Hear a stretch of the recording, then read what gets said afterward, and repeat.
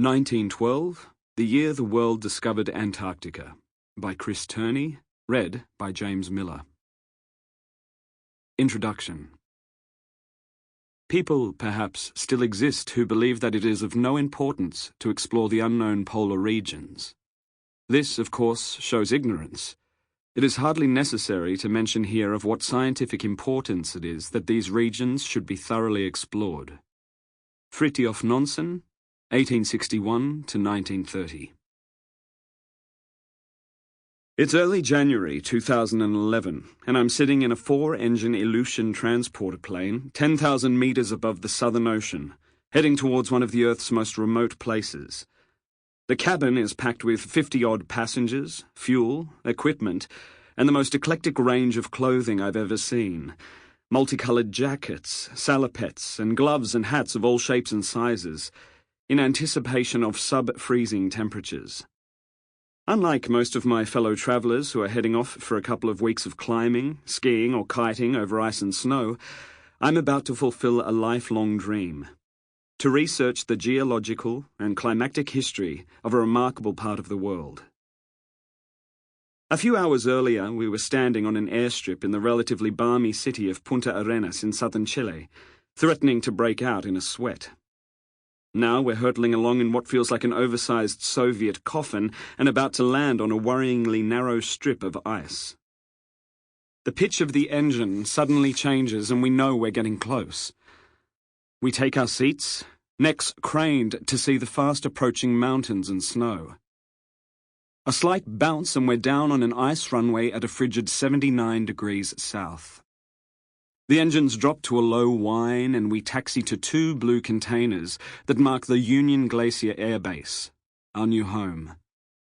The rear cargo doors open up. Brilliant light and freezing air pour into the hold. There's a collective intake of breath. We're in Antarctica, and all it took was 4 hours. In 1897, an exasperated John Campbell, Duke of Argyll, declared in London, "A very large area of the surface of our small planet is still almost unknown to us. That it should be so seems almost a reproach to our civilization." Atlases at the turn of the century only hinted at what lay at the end of a world populated by 1.5 billion people.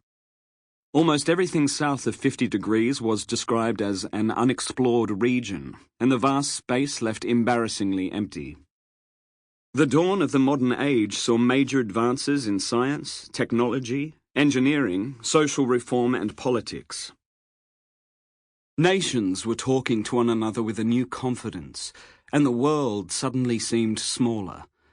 And yet, despite the progress made during the Victorian era, the uncertainty of what lay south grated. When the Edwardian world looked to the other side of the planet, it did not know what was there.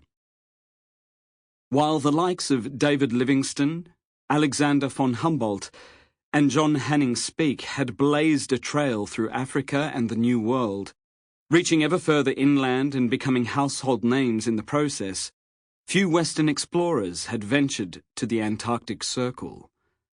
Little was known about it beyond hearsay. It was a region of wilderness and extremes, of rough and icy seas that took ships on a mere whim, of wild animals in the depths.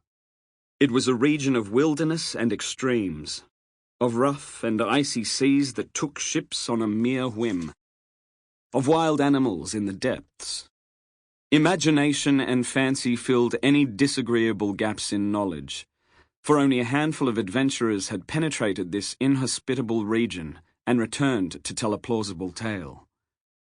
The Antarctic remained stubbornly off the map, save for a smattering of islands and disconnected coastlines, many of them considered highly suspect, peppering a swathe of white. Never has a continent been more misunderstood. Antarctica is on a scale hard to grasp. At over 14 million square kilometers, it is second only to Russia in coverage of the Earth's surface, and bigger than all the countries of Europe combined. It is the world's highest continent, with an average altitude of 2,300 meters. It contains more than 70% of the world. Sample complete.